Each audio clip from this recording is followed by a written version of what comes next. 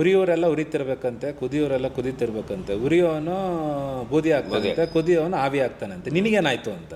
ಹಾಗಾಗಿ ಆ ಪ್ರಿನ್ಸಿಪಲ್ನ ಇಟ್ಕೊಂಡು ನಾನು ಇವತ್ತಿನವರೆಗೂ ಕೂಡ ಈ ಕೆಲಸ ಕಾರ್ಯಗಳನ್ನು ನಿರಂತರವಾಗಿ ಮಾಡ್ತಾ ಬರ್ತಾ ಇದ್ದೀನಿ. ಈ ಬಸವಣ್ಣವರ ಆಶೀರ್ವಾದ, ಈ ಧರ್ಮದ ಶಕ್ತಿ ಮತ್ತು ನನ್ನ ದೈಹಿಕ ಶಕ್ತಿ ಎಲ್ಲಿವರೆಗೂ ಇರುತ್ತೋ ಅಲ್ಲಿವರೆಗೂ ಕೂಡ ಬಸವಾದಿ ಶಿವಶರಣರ ಚಿಂತನೆಗಳನ್ನು ಸಮಾಜಕ್ಕೆ ತಲುಪಿಸುವ ನಿಟ್ಟಿನಲ್ಲಿ ಪ್ರಾಮಾಣಿಕ ಪ್ರಯತ್ನವನ್ನು ರಾಷ್ಟ್ರೀಯ. ಈಗ ನೀವು 3 ಯೋಜನೆಯನ್ನು ಇಟ್ಕೊಂಡ್ರಿ. ಒಂದು ಕಡೆ ಉದ್ಯಮ, ಇನ್ನೊಂದು ಕಡೆ ಪ್ರವಾಸೋದ್ಯಮ, ರಾಷ್ಟ್ರೀಯ ಬಸವ ಪ್ರತಿಷ್ಠಾನ.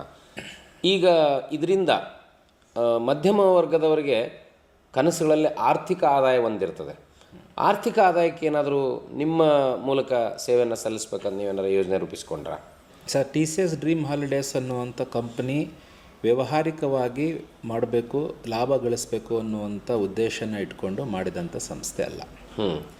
ಇಲ್ಲಿ ಈಗ ಆಲ್ರೆಡಿ ನಮ್ಮ TCS ಡ್ರೀಮ್ ಹಾಲಿಡೇಸ್ ವತಿಯಿಂದ ಸುಮಾರು ನನ್ನ ನಾಲೆಡ್ಜ್ ಪ್ರಕಾರ ಕಳೆದ 1 ದಶಕದಲ್ಲಿ, ಈ 9 ವರ್ಷ ಕಂಪ್ಲೀಟಾಗಿ 10th ಇಯರ್ ಬರ್ತಾ ಇದೆ, 1 ದಶಕದಲ್ಲಿ ಏನಿಲ್ಲ ಅಂದ್ರೆ ಒಂದು 2,500 ಇಂದ 3,000 ಜನ ಟ್ರಾವೆಲರ್ಸು ಅಕ್ರಾಸ್ ವರ್ಲ್ಡ್ ಮಾಡಿದ್ದಾರೆ. ಆದರೆ